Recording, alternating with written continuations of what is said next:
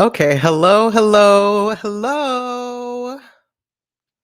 Welcome to another daily live with Mixed Mercury, the Astro Himbo. Hello, my name is Winter. Good to see you here.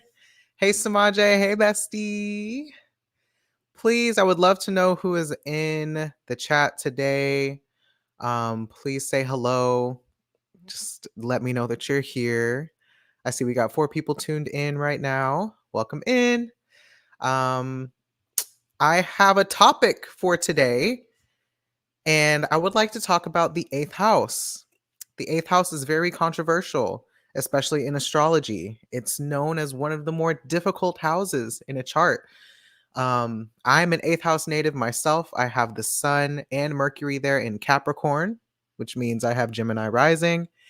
And Mercury is also the lord of my ascendant. So I'm really deeply entrenched in the eighth house, and it's very uncomfortable for me.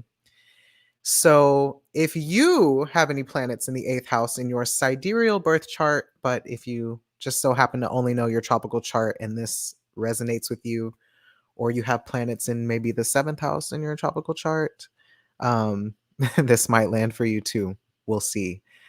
But yeah, so why am I talking about this today? Well, this morning I decided to do a little crowdfund for groceries for the week because I just need some help.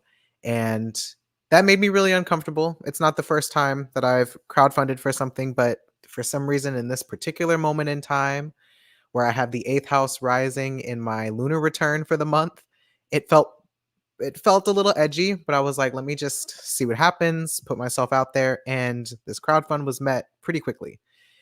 And the speed at which this crowdfund was met made me really uncomfortable. I tend to feel really uncomfortable about receiving.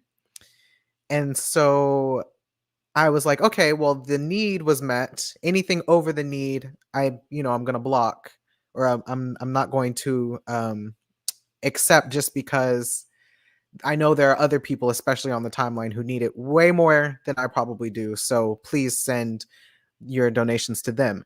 And then one of my friends was like, hey, you don't ask for, the river to flow and then block the overflow or something like that. It happened. There was an exchange, and I was like, oh, did I do the wrong thing? And they were like, yeah, I mean, if people want to help you, let them help you. Like, yes, people have it worse, but also you have needs too, was like the gist of the conversation. And I've just been sitting all day with how uncomfortable it is for me to receive in more ways than one, child. So I thought I'm probably not the only one who feels this way, especially for other people who are maybe recovering people pleasers, or other eighth housers, or people who are 31 this year experiencing an eighth house perfection. And I thought, why not have all of us talk about it? So if you have purchased an astrotherapy guidebook and you turn to the houses section that lists some descriptions and keywords for each of the houses, um, you will see some of the words that I have for that. Check it out. This is what it looks like.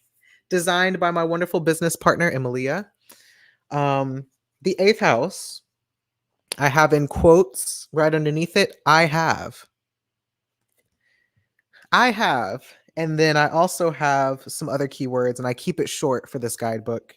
I have shared resources, giving up in order to receive, debts, inheritance, and loss. So traditionally, the eighth house is about death. Like, that's how a lot of people know the eighth house, death and loss. Um, it's also debts and taxes, like what you owe. It's also what you inherit when somebody dies. Um, it can be grants and scholarships. There is a lot of receiving that happens in the eighth house. And that's why I have in those quotations, I have. Because as much as in the eighth house and even the second house, its opposing house placement, can be places where we um, give or receive or depend on other people. Dependence is a big theme of the eighth house. That relationship between what you have, like the relationship between what you need and the second house. The second house, I say, is the house where you need something usually, or where you're spending money, or where you're sometimes taking care of other people. Um, the second house is what you need. The eighth house is what you already have or what you have access to. The caveat usually being, especially in early life, that it feels like you have to give something up or trade something in order to actually have the things that you have. There's like an element of sacrifice in the eighth house where you can't get something for nothing. And so I find for a lot of us people who have eighth house placements, I see my homies in the chat, Samaje says, they had to crowdfund for a whole phone. Eric, I know I've done readings for, is pulled up, said just in time to talk about the eighth house. Um, when you are a person who has planets in the eighth, what I've noticed, and tell me, I'd love to know if this is true for you. What I've noticed is that the themes of whatever planet is in the eighth house is usually something that you have had to either give up yourself or something that you've had to really depend on or rely on other people in order to receive that thing. So, for example, I use myself as the example. I have the sun in the eighth house. I also have Mercury in the eighth house and in Capricorn specifically. So that matters. And for me, like having the sun in the eighth house has felt like my mind, my mentality, my self perception and self judgments, and the way that I see myself, especially whenever it comes to witnessing my own needs, has felt like something I've had to give up. And also, just like if I go a step further, the ruler of my eighth house is Saturn in Aquarius. Like my self-determined self-perception, the way that I choose to see myself or the identity that I choose to identify with has always felt like something that I couldn't fully embrace. And what I mean by that is like my identity as a queer person or as a trans person for most of my life, I felt like I wasn't able to fully embrace or express, thinking of my Mercury placement as well, because in my mind, I believed that if I did, I would either be one, I wouldn't be believed that this is actually who I think that I am. I wouldn't be understood. Speaking of thinking of Mercury, right? I wouldn't be believed. I wouldn't be understood. Um, or I would be seen differently. Like all of the sudden, the people who were closest to me, like my parents or close friends or family members, I was worried that they wouldn't see me as me anymore. And that might cost me my housing. Um, Hi, welcome in. I was worried that it would cost me like my food and my housing and that I would get kicked out, you know. And it's not necessarily that my parents made me believe that or instilled that belief in me, but that was something I had witnessed happen to a lot of other queer people and trans people, especially in like the conservative small town that I grew up in. So I was always worried to come out. And so it felt like in order for me to get my needs met, I had to hide who I was. And that's like kind of the story that I feel formed a lot of my beliefs of the eighth house. But some other things that informed my belief of the eighth house, coming from two parents who actually have Venus in the eighth house in both Capricorn and Aquarius, right? Seeing the generational astro links there. Um, I had a lot of instilled beliefs about spending money on things that we don't need or spending money on things that you can't afford. I have a lot of beliefs and ideas about going into debt for things or around owing money, um, asking for help and expecting something in return, or asking for help and expecting to owe or be indebted to somebody. All of these things are things that have kind of become these hangups for me whenever it comes to asking for help or just even acknowledging my own needs. Is like, I better not rack up a whole bunch of credit card debt because that means I'm always going to owe somebody something, or that they might just be giving to me because they have an expectation that I'm going to show up in our relationship a certain way. Um, and this general feeling, and this is going to hit a lot of you eighth housers in the face, so buckle up.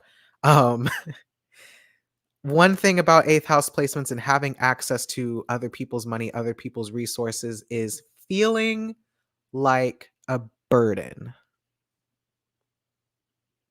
feeling like a burden, feeling like in order for me to get my needs met, somebody else has to give something up in order for me to get my needs met. And therefore, I'm burdening them because I'm taking away from them. And this can create a whole worthiness wound.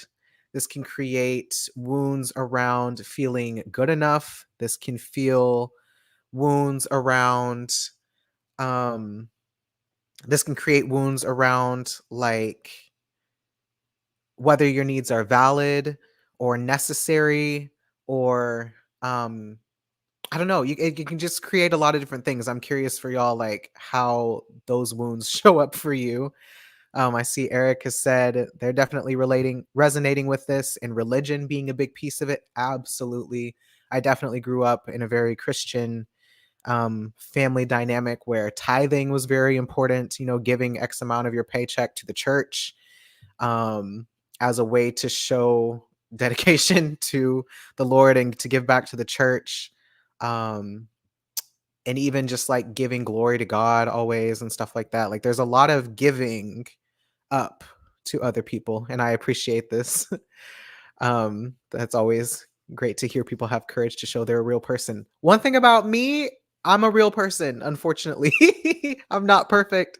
And um I experience a lot of discomfort, and I feel like I those are things that I want to talk about more with these daily lives. Samaja is also vibing, says this is too much. So yeah, y'all feel me. Like feeling like a burden to other people just because you have needs. And like, yes, people are willing to give to you, or people had to give to you because you were a young child who literally could not provide for yourself. Um, so there can be a lot of wounds around that. And something that I was really struggling with earlier is how there's that like expectation, or I won't, not even that, but there's like whenever you are receiving like a gift from somebody, or when somebody does give to you, as an eighth houser, there can feel like this impulse of like needing to reciprocate in some way, like immediately.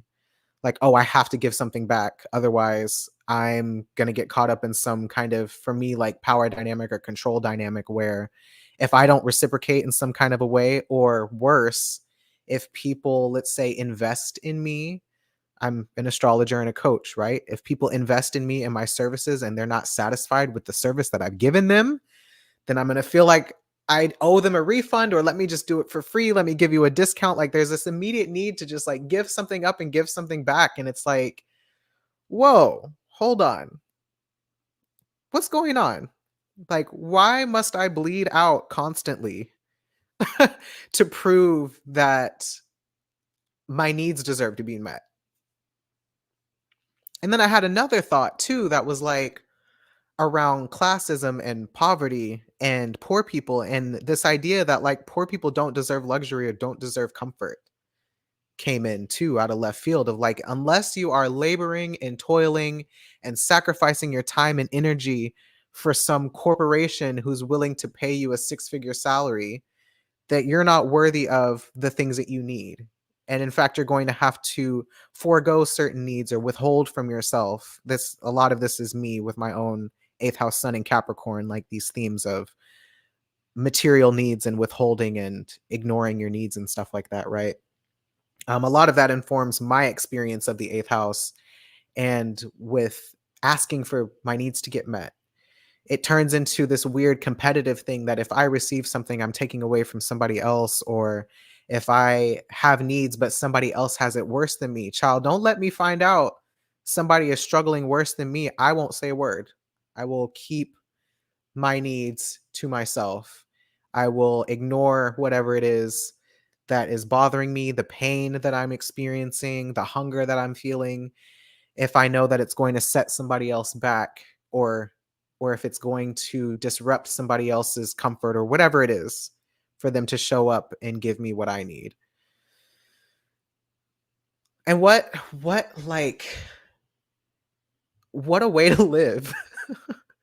And and for me having the sun there, right? Like the way that the sun functions in astrology is that it's constantly shining a light and directing your focus and your attention towards this area of your life.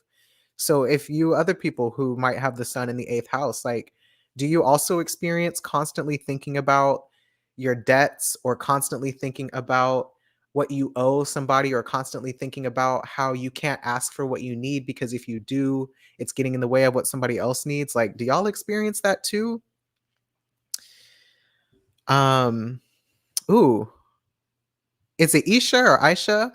Welcome to the chat. Thank you for your input. Eighth house ruler is in the eighth house as a Leo sun. Every time I try to avoid asking for help, I end up having to anyway, and it feels so bad. Child, tell me about it. Um, so true, right? So something that came up for me was thinking about I've been talking about how I've been going to physical therapy again, but this time for my hip instead of for my ankle. On the same leg where I tore my Achilles.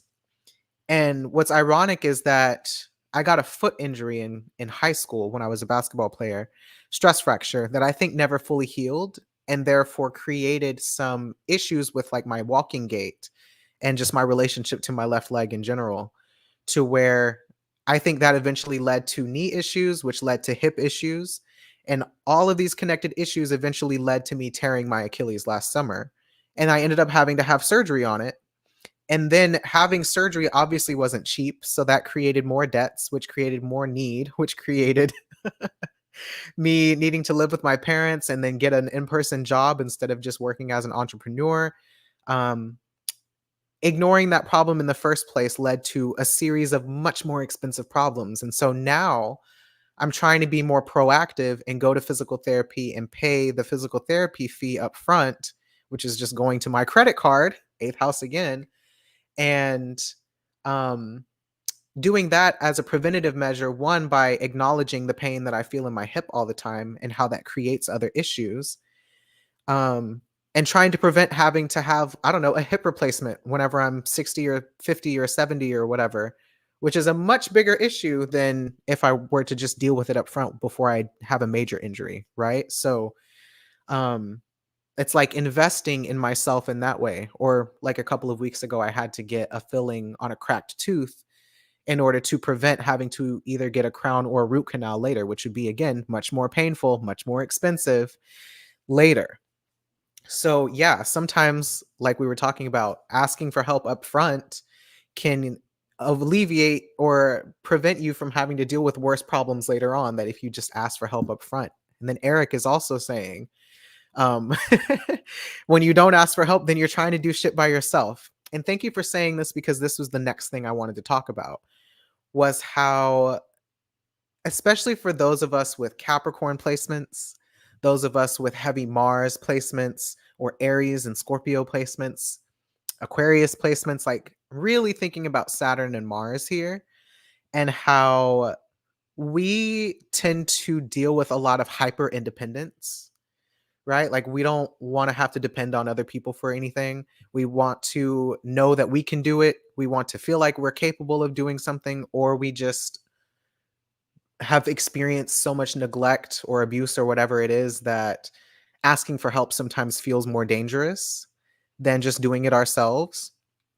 And so, like, yeah, if you just do it all yourself, you get the benefit of not having to deal with other people in that process. But then there's a few things that happen because of that. And one of them that I was thinking about earlier is if you're always doing it yourself and you never need anybody else, or like you're always trying to prove that you don't need anybody else, then people are going to believe you that you don't need any help and that you're doing just fine. I was talking to Jada earlier, my friend Jada, that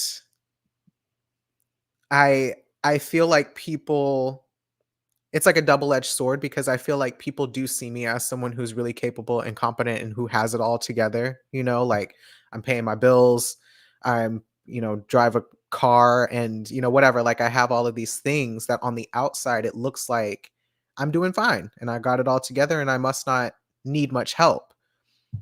But when you pull back the Wizard of Oz curtain and you see me what's going on behind the scenes, bitch, I am suffering most of the time and it's self-inflicted because I feel like I have this expectation of myself that I should be doing better than I actually am because of, how I was set up for success in so many different ways, right? Which circles back to like the privileges of the eighth house being that people do give you things, or you do have access to help and to other people's resources in some kind of a way. But I have a narrative that, if people are going to invest in me, then I need to show up in the way that they expect me to show up. So, for example, my parents paying for me to go to college, but me getting a psychology degree, but not going to grad school to get a master's and become like a licensed therapist or something like that. Like that one haunts me in my sleep.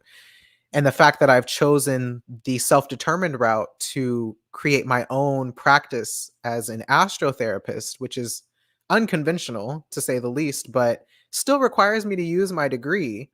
But because it's not what they expected, I feel like I'm not doing what I was supposed to do with their investment, and therefore I can't continue asking them for help with, this business stuff because that's not what they that's not what they bought that degree for. And we've had some arguments where this isn't all totally made up in my head, but um, this is not about me blaming them or, centering them in the conversation, but it's me expressing like how I'm interpreting these events, right? So all that to say, like, yeah, if I ask someone for help and I don't show up in the way that they were expecting, then I've somehow let them down, or I've misused the funds, or I don't know, there's been some like dishonesty or something there, which circle all the way back to the beginning of not being believed, not being understood, whatever it is. So yeah, it's like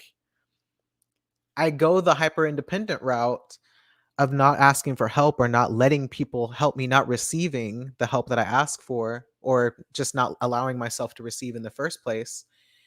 And it gives off the illusion that I actually don't need any help from anybody, and therefore I must be doing okay. And so, nobody worries about me.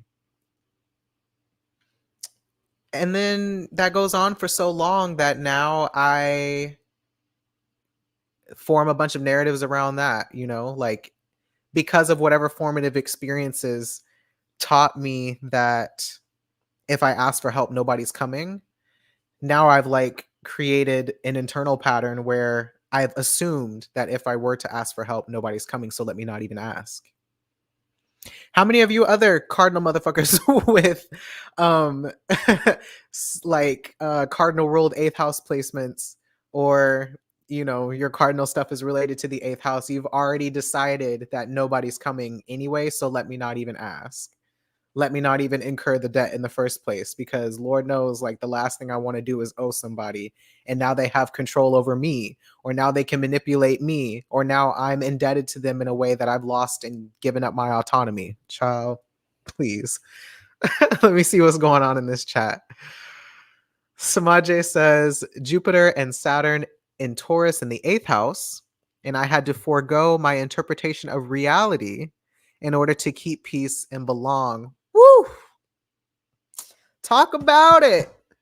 Taurus in the eighth house means you have Libra rising, having to give up your interpretation of reality in order to keep the peace and belong. Like, what a bar, man. Do any other Libra risings feel that way?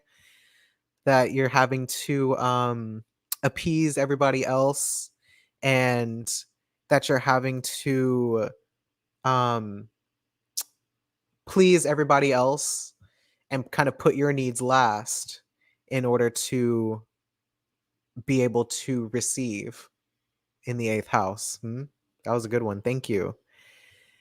Eric says, the trauma of being interrogated is the biggest challenge for me. And I also hate when others are interrogated for needing help. I just be like, you know what? Never mind. Listen, let's talk about it. Being interrogated for needing help. It's like, it's not enough to just say that you need something. And I'm real bad about this sometimes too. Like, it's not enough to just say that you have the need.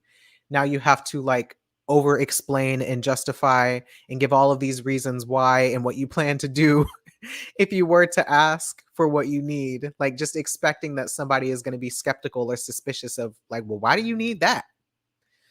Um, oh, yes, absolutely. Sherry, hello. Welcome to the chat. Sherry says, I have an aqua moon and I feel nauseous when I have to ask for help. Listen, I actually Aqua Moon, I have a lot of Aqua Moon clients that or well, Aqua Moon clients. I was thinking of Aquarius Moon in the 8th. I don't know if that's what you mean, but I know a lot of Cancer risings with Aquarius Moon in the 8th, and that just seems like such a complex placement because Cancer is all about getting your needs met immediately. Like literally, the sign Cancer is about babies crying because they need it now, and if they don't get it now, they're going to die, and somebody else has to bring it to them because they're babies and they're helpless, right? No shade to cancers, but that's usually the energy of Cancer placements. I need it now or I'm going to die. And so to have Cancer rising with the moon in Aquarius, and Sherry, I'm curious what your rising sign is, because I think you mentioned something on Twitter about having second house placements. If you want to share all that, if not, no biggie. But yeah, you have Cancer rising in Aquarius moon. It's like this inherent dissociation from your own body, and at the same time, your body is so loud you can't dissociate from it. So it's like any way that you try to embody your identity gets in the way of you getting your needs met because you're not embodying the expected identity or like the identities projected onto you by whoever it is that's helping meet your needs. So it's like creating this relationship of dependence on them where you're not able to fully be yourself if you want to continue to receive from that person. And I think that might be the case for aqua moons in general. I would imagine like it's hard to be in your body because being in your body comes with all of these projections and expectations that are not actually you, or all of these assumptions made about your needs from other people, and feeling like other people have to tell you what your needs are. You're not allowed to identify and name them yourself. But in fact, the struggle is to name and identify your needs for yourself and not other people telling you what it is that you need, right? I don't know. Curious what you think about that. That's just off the dome while I'm cracked out and talking. But Eric says, yes, already drafted the script. Yeah, like I've lived this experience enough times that when I asked for help, nobody came, or when they did come, they didn't help in the way that I needed. They helped in the way that they wanted to help or in the way that they thought that I needed something instead of asking me. So let me just do it myself. Sherry says, I'm laughing because a family friend paid for my media degree and now I'm not using it at all. See, you get it, right? And so it feels like, this guilt. It's like, I feel that about my yoga teacher training.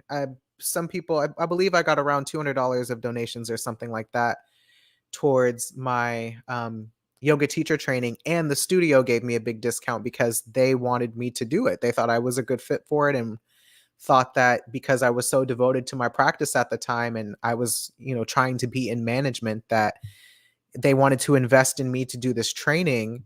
I at least think with the hopes of me eventually leading teacher trainings. They also gave me a teacher training for free, another 200-hour teacher training for free so that I could learn more about how to facilitate trainings. And this was all part of a larger plan for me to move up the ranks at the studio and to also be a teacher trainer. But then I ended up leaving the studio because the studio was corrupt. Another story for another day. But I remember feeling a lot of guilt during that time that I wasn't going to be returning to the studio because of how much they had invested in me and how much they believed in me. But child, by the end of it all the people who originally invested in me weren't even working there anymore. So that's another thing before I forget that I was going to say about eighth house that's unrelated to needs, but that's actually about, or maybe it is related, but this whole death and transformation thing that people talk about a lot with the eighth house. I used to feel kind of like, what are y'all talking about? Y'all always talk about transformation in this like weird esoteric kind of way that I don't understand. But when I really started thinking about it, and actually when I started exploring outer planets a little bit more for myself, I realized that I do actually have Uranus in the eighth house, and that um, so many workplaces and relationships and other places that I've been in have been fundamentally changed once I left. And that's not to say that all of that had to do with me per se, but if I am the common denominator, probably had something to do with how I was showing up and illuminating things that I don't know, other people didn't want to see or didn't want to confront, which is very Saturn in the first place. But I was just thinking about how a lot of the jobs that I worked at, especially if they were smaller businesses, like they either fell apart while I was there or they fell apart once I left. And to be very clear, I'm not ascribing all of that to me, but I'm thinking about a lot of relationships that I've been in as well, how people are fundamentally changed are whenever they're dealing with eighth housers. And I don't know all of the lore behind that just yet, but I think it has something to do with um also making note that I have Scorpio placements too. So I guess the whole Pluto thing and the Scorpio thing associated with traditional eighth house themes. I don't know. Like when someone confronts death or loss or grief, like you are fundamentally changed after that. Or, whenever you are having to confront taboos or engage with the occult or engage with divination, different forms of divination and stuff like that. Um, it does fundamentally change you. It also changes your perception of the world and of yourself in ways that you're never going to be the same after engaging with that person. So I don't know if y'all be having that experience, but I be having that experience a lot. I don't know if it's just the sun and Mercury in the eighth house, but let you tell it. Um, Curious if that's something that comes up for y'all too. Um, who's next? Who's next? What was I gonna look at? Oh, Samaje says, also goes to say how pleasing behavior is a detriment to Libra, but Scorpio and emotional boundaries support us. Yeah, for sure. Also, while I'm thinking about it, Venus is going to enter Scorpio, I believe, this weekend. And so Samaje is actually going to join me on a live to talk about Venus and Scorpio, which I'm very excited about because I have natal Venus in Scorpio. So that's going to be my Scorpio, my Venus return. And I'm also in a Scorpio perfection with Venus rising in Scorpio in my solar return. So that's a big transit for me. Samaje is also a great astrologer and diviner, tarot reader. Um, so yeah, I hope you all will join us for that conversation. Teehee. Sherry says, Aries 8th house and no planets there, but the ruler is in my second house, conjunct my sun. And yeah, no one is coming to save me, so might as well do it myself. Yep. And I think for Aries, I know Aries eighth house, Virgo rising, right? So I definitely know a lot of Virgo rising people with Aries placements in the eighth. And I'm curious for y'all too, like what role that the whole Aries, like I can do it all myself and like watch me work, like Aries is very determined sometimes, I think, to prove that they can do something just because they can, maybe proving it to yourself or proving it to somebody else. And so I feel like having that in the eighth house where you do inevitably depend on people in the eighth house, like how uncomfortable that is. Like, I mean, it seems obvious for Aries that it would be uncomfortable to depend on other people when you're dealing with themes of abandonment and neglect, like we've talked about before.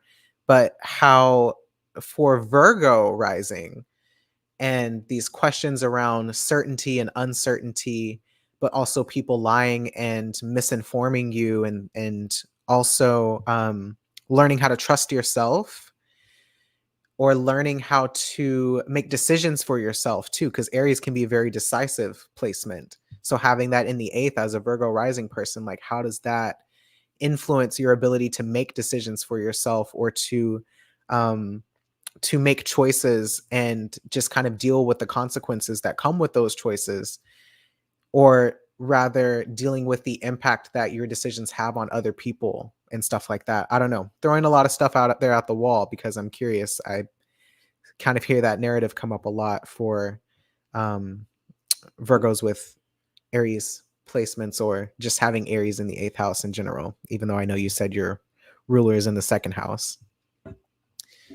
Because the other thing with the second house is like sometimes the second house does look like you're spending money on other people or you're responsible for somebody else's finances. And so being in that position is like a lot of times money is not yours. And then your relationship with spending is a little bit different too. So I don't know. Samaje says, no shade. I do need it now as a Cancer. Period. And I need Cancers in my life to remind me that like sometimes you do need it now. You don't need to wait in infinity for the need to become so urgent that now you're dying. And the justification for needing it now is that if you don't get it, you'll die. Like, please ask sooner. To all my other Capricorns out there, please, and Aquariuses, please, we need to learn sooner to feel the need rather than later. Because the longer we wait, like, there is no reward for suffering. There is no reward for suffering. I know we think there is. I don't know what we're trying to prove, but there is no reward for suffering. Martians, you too. You don't always have to slave away in order to get what it is that you need or to ask for help. You don't have to have tried everything. Sometimes asking for help up front makes the rest of the things you need to do for yourself easier. I don't know. That's just me. Sherry says, I have Virgo rising, and so my aqua moon is in the 6th house. Don't even get me started. Let's talk about the 6th house maybe tomorrow if I can remember and something else doesn't come up. Because I got beef with the 6th house as a 6th houser. Yes. I got things to say. Eric says, ain't that how it be? Samaje, exactly. Y'all feel me. Mia, welcome to the chat. Good to see you.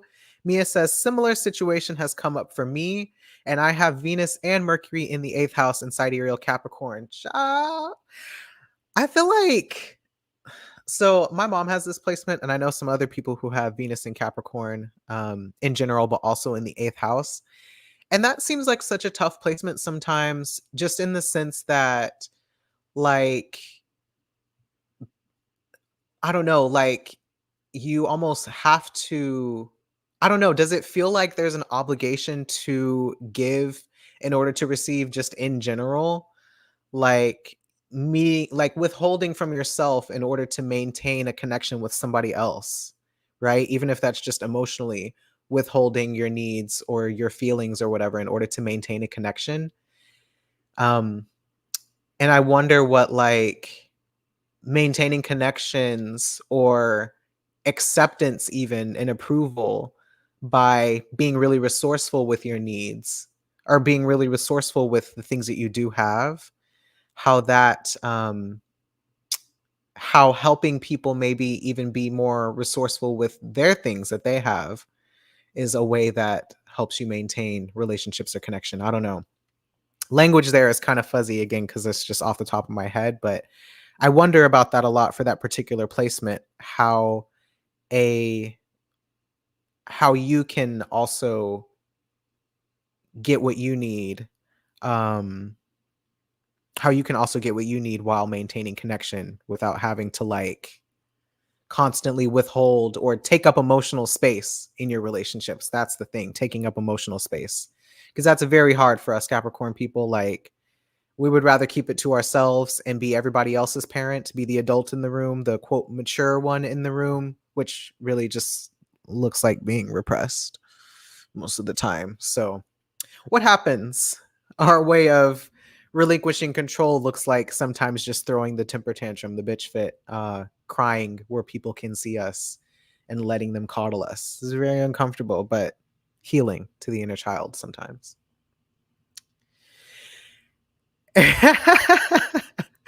Eric says, 8th house really feels like the place where a lot of perceptions die as well. Yo, wait, that's a bar. Because the 8th house is also, do I have a zodiac wheel anywhere? Well, the 8th house is the house, like, the 8th house is, how do I do this? The 8th house is up here, and the 7th house is here. And the 7th house is the western horizon where the sun sets. So, yeah, like the 8th house would literally be, that's part of the reason why the 8th house actually represents death, because that's kind of where the sun goes to die. The traditional house of death actually used to be the 7th house because that's where the sun goes to die too. So, you're onto something. You're onto something there. Samaje says, maybe because Virgo is the precisionist, so other people don't have the technicality to help Virgo in the way that they need to get new info. Chin scratch. Yeah, I really think about, so more astro vocab, right? The first house is quincunx, the eighth house. The first house is also quincunx, the sixth house, which is why we need to have a rant about the sixth house tomorrow, probably as well. But quincunx relationships, these are like two houses that don't really understand each other, right? They're not exactly opposite each other, and they're not sextile each other either. It's just kind of in this weird no man's land limbo relationship to the first house. And so the eighth house and the first house is like very counterintuitive to each other, the skills and the gifts that they have. Um, Virgo, if we're using Virgo and Aries in this example, like, yes, Virgo is very precise, very calculated, wants to be as accurate as possible. Whereas Aries can be a little bit more fuck around and find out. Like, let's just throw something at the wall and sees what sticks. Let's just trial and error. Um, we'll deal with the consequences after we make the decision, after we take action. So I feel like Virgo really don't fuck with consequences like that. In fact, a lot of times Virgo is trying to avoid criticism, whether that's their own self-criticism or criticism from somebody else, especially a caregiver when you were younger. And that's why it can be so hard to be curious or to wonder or to try things and mess up, because somebody was going to tell you or be really condescending towards you or be really insulting towards you and your intelligence if you were to make a mistake ever. So where Aries is more in a situation where they're unsupervised, like ain't nobody checking for Aries a lot of times, and they're having to make decisions without an adult in the room.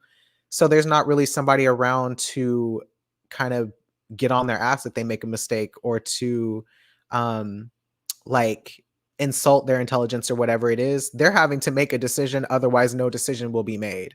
They're having to show up because nobody else is around. They're having to often be responsible for other people, especially like younger siblings, because parents are away at work all day or something like that. So they're willing to assume the risk up front, where I feel like Virgo is a little bit more trying to calculate the risk ahead of time. So both of those placements together, you can see how calculated risk taking is actually really beneficial, or a really good skill and mindset to have, or like tinkering with something and trial and erroring things is a great way to kind of have a little bit of best of both worlds. But I think the eighth house aspect of it really is like having some kind of a safety net or backup plan or support system or something that allows you to take those calculated risks without, totally pushing past your limits, or your resources, or um especially energy as a resource, right? You have Virgo to at least assess what it is that you need and how much of it, and then the Aries to like do it, to actually like act on those things. So anyway, that's good. I like this chat. This is a good this is good conversation. Richie says, also have Virgo rising, Pisces Venus in the seventh house. I never know if I'm convincing enough when asking for help. I have evidence that people trust my abilities, but I struggle with people believing in my needs. Eek. All the mutable risings in the house say, hey. Gemini rising myself. I know you guys are out here. Mutable rising, that would be Virgo, Gemini, Pisces, or Sagittarius, either in the first house, or planets angular to the first house in any of those signs. Yeah.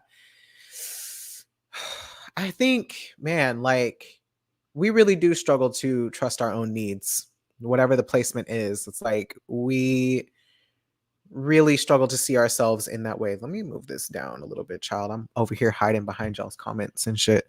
Um, Richie says, oop, clocked me.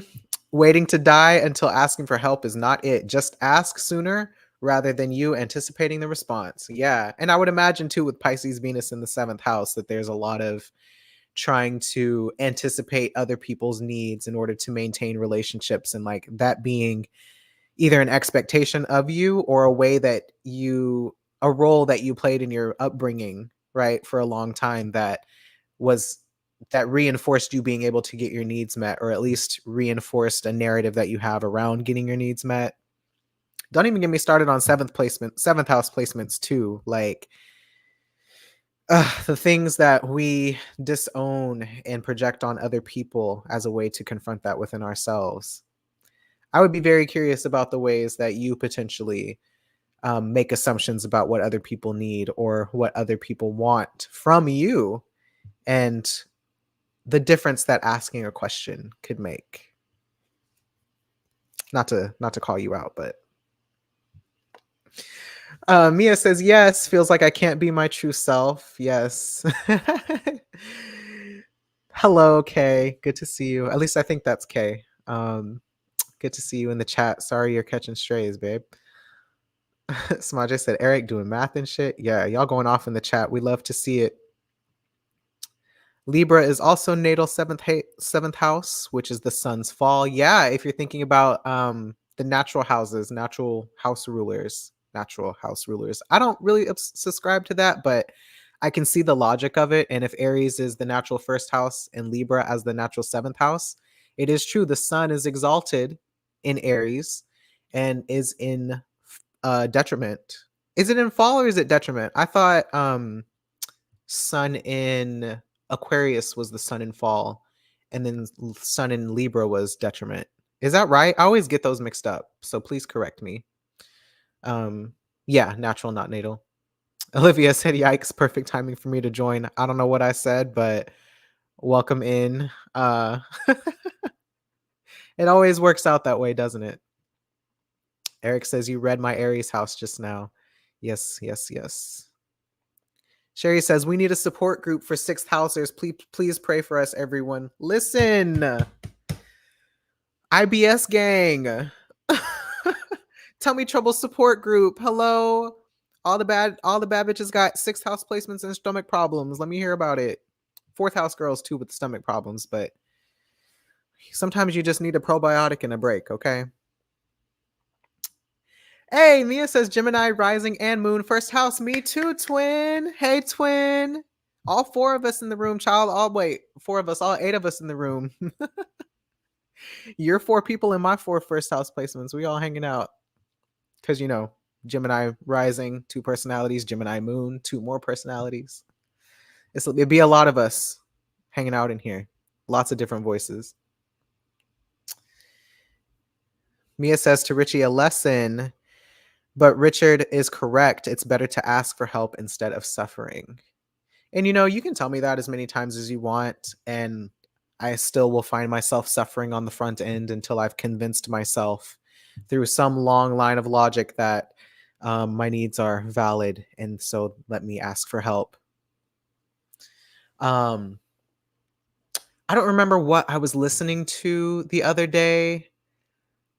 It might have been Jillian on Love.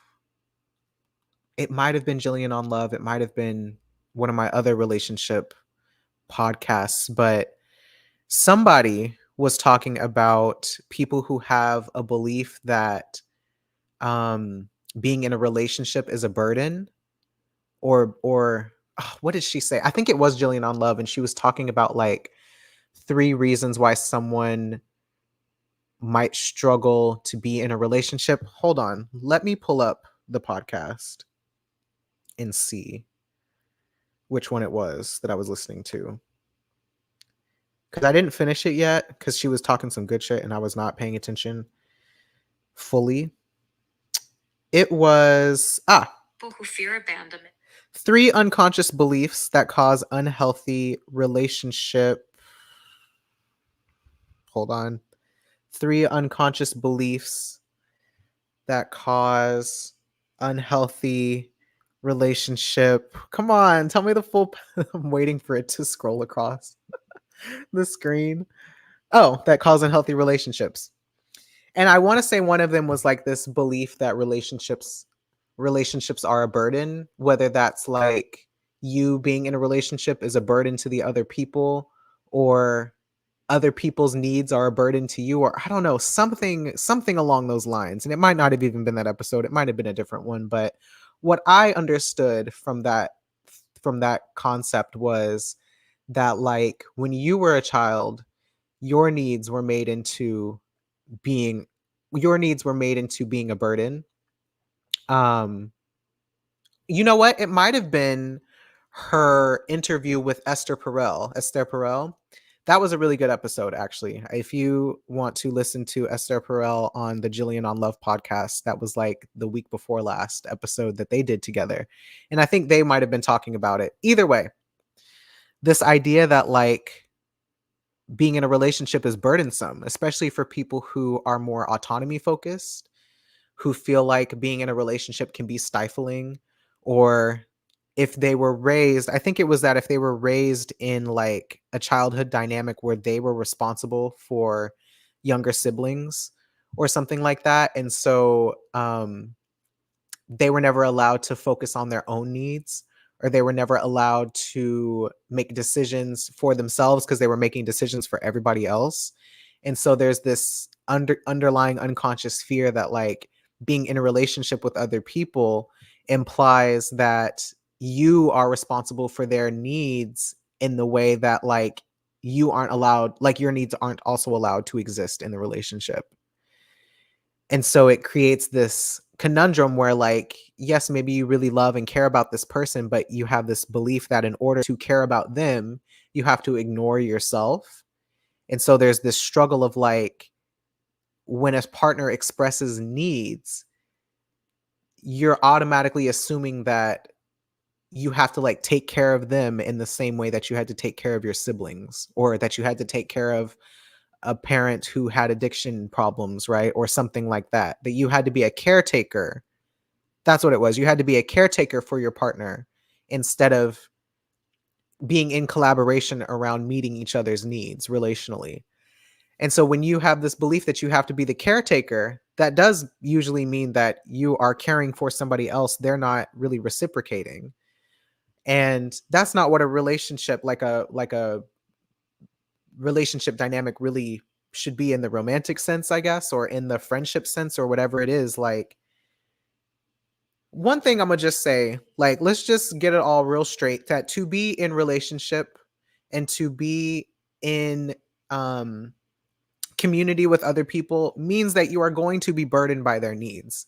That's not a bad thing. That's a reality of life. We are going to burden other people with our needs because to be alive is a fucking burden. Like, can I get an amen? To be alive is a burden. So if we are going to be in relationship or in community with each other in any kind of a way, we're going to have to inconvenience each other sometimes. We're going to have to focus on each other instead of ourselves sometimes. But I can also understand and empathize with you having had put your needs aside so much for everybody else that you reach a point where you're fed up and full of resentment and frustration with everybody else. So to come into right relationship with the fact that needs are burdensome, um, they're also just a fact of life, just a reality. And so how can we reframe meeting each other's needs as like being in collaboration, or being in some kind of I don't know, mutually fulfilling agreement or mutual relationship where you scratch my back, I scratch yours, or if you need help, if you need me to help you do this thing that you are trying to do for yourself, like I can assist.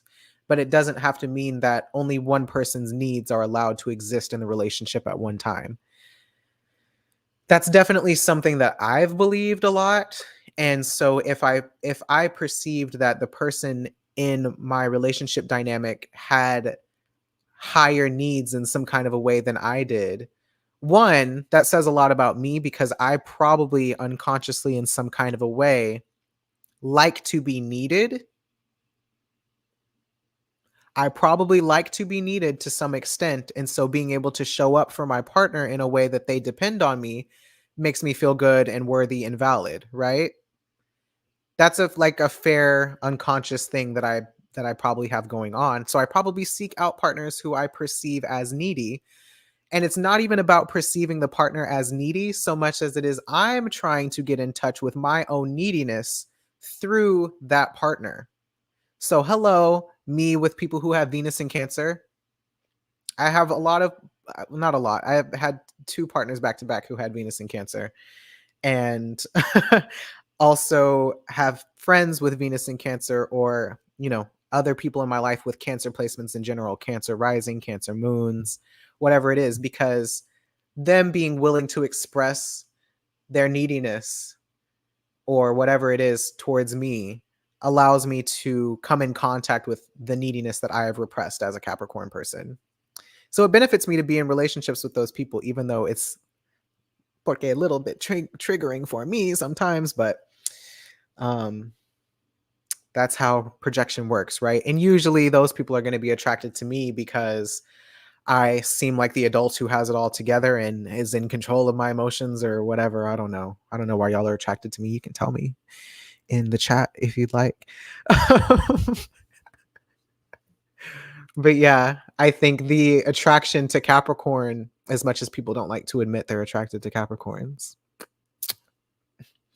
is the perceived emotional maturity and like being able to be like this container or this rock when there's chaos going on all around you. You're able to kind of just, zip it up, focus on the issue at hand, and then maybe get around to grieving later sometime in old age of all the things that you had to do. But yeah, those two placements, they have great synastry with each other that I think both could really learn from each other. Anyway, don't remember how I got here, but also I feel related to the eighth house and this idea of being a burden just because you have needs. Samaje said, this is a great interpretation for Mars folks. Yes, absolutely. Something that I want to do at some point, probably after I do my month of daily lives and have gotten over this whole talking and teaching things, I want to have like a support group or like group astrotherapy thing where we have recurring meetings and talk about our Mars placements and how they show up in relationships as the part that wants us to separate or differentiate, and then also talk about our Venus placements and how that wants us to connect and find our commonalities and really like work out in group conversation, not just me talking at everybody, but in group conversation, like have a dialogue around what different Mars placements might need in relationships and what different Venus placements might need in relationships, because those two, they do a lot of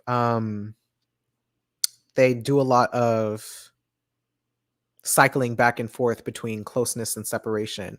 And I think a lot of us struggle with finding the balance between closeness and separation in our relationships. So yes. Olivia says, I'm Mars folks. Yes, you are. I'm also Mars folks, Mars and Saturn folks. The girlies are in agreement. Yes, love to see it. Cooking with grease, cooking with fire, and then you isolate yourself. Yeah, Scorpio girlies, one thing about us, we're going to go in a corner and cry to ourselves. Be in cahoots with one another. Yes, yes, that too. I'm there. I'll bring the tears and the tissues. Let's cry about it. Let's cry about it. Samaje says, we love y'all because y'all represent an aspect of our needs that nobody met. Oh, is this in response to the Capricorn thing? Okay, let me listen. Let me listen. Open to receive. We love y'all because y'all represent an aspect of our needs that nobody met. Adults gave us a lot to other people, but rarely what we actually desired, usually some validation of identity. Yeah. So if I'm understanding correctly, you're saying for Venus and Cancer specifically, because I know you have that placement, that we represent an aspect of our needs that nobody met. As you were saying this, I was thinking about the ways that people with Cancer placements are usually pacified with something that, doesn't necessarily meet the actual need that you have, but that makes you stop crying or that makes you feel good for a moment. That's why I use the word pacify, because it's like when babies are crying, you give them a pacifier, like it shuts them up from crying. It's probably feels soothing in some kind of a way, like if you're teething or something like that, but it doesn't necessarily meet the need, which might be, I don't know, could be literally anything else. And so something Something that I think is kind of funny about, I'll say Saturn and Moon relationships, but Cancer and Capricorn, if you want to relate it to a sign, is like hanging out with Cancer people, be like, you can have whatever you want whenever you want it. They probably have it available. You're probably going to be cozy. You're probably going to have more than enough of what you need if you want to overindulge on it, like no one's going to stop you. So that can be really confronting for a Capricorn person who is used to having to conserve or make do with what they've got and maybe not even know what they want or what feels good because that part of you was never indulged. So it can be nice to be indulged in that way by Cancer people. And then I haven't found another way to think about this. So I feel like for Cancer people or Moon people dealing with Saturn people, there's something about going without that brings you closer to God. No, I'm kidding. I'm not kidding, but I am. There's something about going, no, actually, I'm going to stand on that. There's something about going without that brings you closer to God. And what that made me think of was Ramadan. For people in Islamic religions, for Muslim people going through Ramadan, the whole, at least what I understand and what was told to me was this idea of like fasting and going without brings you closer to God because I forget all the reasons why, but it makes sense to me that you have nothing, you don't have your normal vices. You don't have the weed or the alcohol or even water sometimes or whatever it is to kind of um I don't know, to satiate yourself. And so but you do pray several times a day instead, like whenever you feel a need arising or whatever it is. And this, I apologize if this is not an accurate description. If somebody would like to comment on this video later or show up in the chat with a more accurate opinion, but my understanding is just like when you have nothing else, you have no choice but to turn to God, right? You have no choice but to um turn to your spirituality or your religious practice or whatever it is to find some kind of inner peace or finding some kind of, what am I trying to say? I'll put it like this: it brings you closer to what's actually present for you, what's actually around, what's actually available to you, and you end up with a lot more gratitude for what you have. It's like if you have access to everything all the time and you don't necessarily have to feel need, um you kind of start to take things for granted. Whereas when you have to go without, you start to really appreciate the little things. You start to really appreciate the fact that you woke up. You really appreciate the fact that the sun rose again and maybe there are no clouds today. um, that bottle of water at room temperature instead of being ice cold is that much more thirst quenching because it's either room temperature water or no water at all, right? So I'm all over the place with that analogy, but I do think that you come into right relationship with your needs and you also get more clarity on what the actual need is when you're allowed to feel it versus whenever you're constantly numbing with something else. Um, when you don't have the vice to reach for, then you actually have to feel the pain and the grief of being in need and how that can bring you a little bit closer to yourself, maybe in your own humanity. I don't know. I'm waxing poetic now, but yeah, that's something that I think Cancer and Capricorn do for each other. And why I love a good Cancer Capricorn Moon Saturn relationship, let me tell you. Like I think they are just great. Sherry says, I like Gemini and Leo in the same chart, so that's why you're one of my favorite astrologers. That's a combo I'm always drawn to throughout my life. Thank you for that. I think that's so sweet. I really appreciate that. And I second that. Gemini Leo combinations are God tier combinations. Um, and I do think that's one reason why having a Capricorn sun is not the worst placement in the world for me, because I at least have Leo to bounce it out. But if I didn't, I struggle to get along with other Capricorn suns sometimes, okay? So I appreciate that. I receive that. Thank you so much. Um, Samaje agrees. Yes, pacified. Olivia says, I need to write this down and book with you later. I would love to talk about it. I don't know what I said, but I would love to talk about it. Please come see me.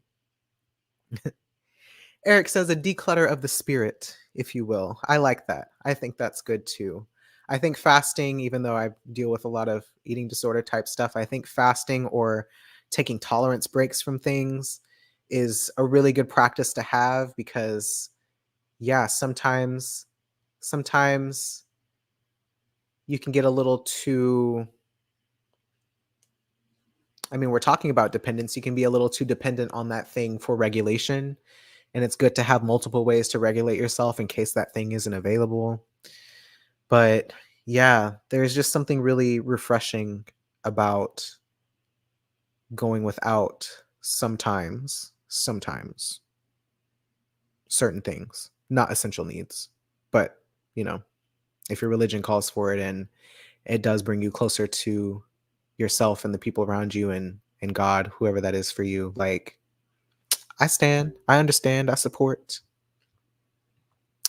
The air and the sunshine. Listen. I just saw somebody talking about like after natural disasters, and I need to go actually after this because I stayed on here way longer than I intended. But there's actually something about like somebody was talking about how you wouldn't expect this to necessarily be the case, but after like a natural disaster occurs, like what just happened on the East Coast with Hurricane Helene and all of these cities being underwater and washed away and the mass death and even here in Texas in Austin when we've had those ice storms that totally like destroyed power lines and water lines and left people without, there's a way that you like don't have a choice but to come together and help each other out and support each other. Um, and so something that I was thinking about recently was how it's not so much like the moments of crisis that I worry about with humanity as much because I do think like our survival instincts tend to kick in a way that is more communal and um, supportive where we embrace each other because nothing else matters, you know, in that moment other than helping each other survive. And there's nothing to distract you from the other person's humanity. So a lot of times I don't necessarily worry about humanity whenever it comes to crisis. It's when things are calm that I worry about things like the paranoia and the distrust and the fear and the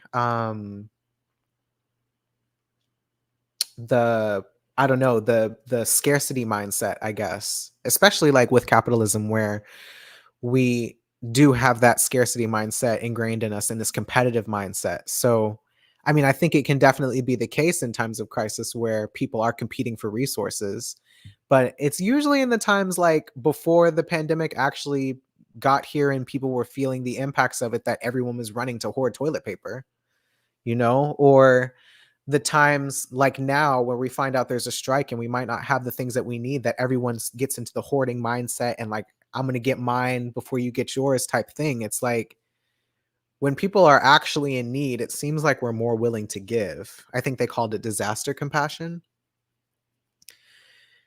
And you know what? If we want to bring this full circle and tie it to a bow, disaster compassion, that kind of brings me back to the whole eighth house burden thing that I was talking about, where you feel like you have to wait until your needs are bad enough or so apparent that asking for help makes you feel less guilt.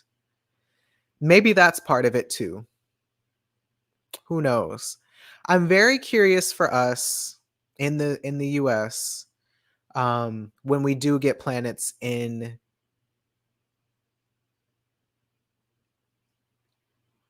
download. I'm very curious for us in the US when we do get planets in Cancer and Capricorn, which will be as early as this December, I believe, maybe even November. I'll have to double check. But Capricorn is the eighth house in the Aries ingress chart for the US. So we saw what planets in Cancer look like. That looked like a lot of everybody giving their money to Kamala Harris, raising millions of dollars in 48 hours for her campaign. And everybody demanding Joe Biden step down, like that whole thing. That was a lot of what Cancer transits had this year. So, mind you, we will have Mars stationing retrograde in Cancer, the second house of the Aries ingress chart. And there is going to be a time period during a Mercury retrograde where Venus will also be in Capricorn, opposite Mars and Cancer. And they're going to be opposite each other while I think Mercury is in Scorpio and Jupiter is in Taurus. And Mercury is going to be retrograding through that whole opposition. So I believe it does make 3 oppositions to Jupiter and Taurus while we have Mars in Cancer and Venus in Capricorn. So we're going to revisit that because I actually need to spend more time thinking about those transits. Those are going to be a big deal. I've speculated that a lot of Mars in Cancer looks like recession, which now that as we get closer and closer to Mars in Cancer, that kind of seems more and more evident, especially with the strikes and with um, a lot of the natural disasters as well, like economic distress with this Mars retrograde. That looks like part of it, and especially opposite Venus in Cancer. I mean, Venus in Capricorn. Um, very curious about that. Eric says, like, I know about 10 folks right now who need that money. I'm just baffled by Miss Coconut. Listen. Yeah. Okay, says, thank you for this today. Yes, thank you for showing up. You know what? It gave me so much life to have more people in the chat. So I'm glad that this came on during a time where y'all could join me and where y'all could shout out and participate in the chat. I love having a dialogue and talking back and forth. It makes it way more engaging for me, and I'm sure for you guys watching and listening back. So thank you for that. I would love to see y'all tomorrow. I don't know what time I'm going to go live, probably in the afternoon again, but my schedule is pretty much open for the day. So probably later in the day. And yeah, like the video if you haven't already, please subscribe if you haven't already so that you can get notifications to your device when I go live and never miss another live for the next 20 something days. This has been fun. And yeah, please book a reading. Book an astrotherapy session, book a relationship coaching session, buy an astrotherapy journal. I only have 6 left and they are on sale 25% off. And there's also 2025 iCals live in my chart if you want to get aspects directly to your phone. I will see you all tomorrow. I hope you have a wonderful evening. Talk to you very, very soon. And yes, I'm so grateful for you guys. Thanks for being here. I will talk to you later. Ciao.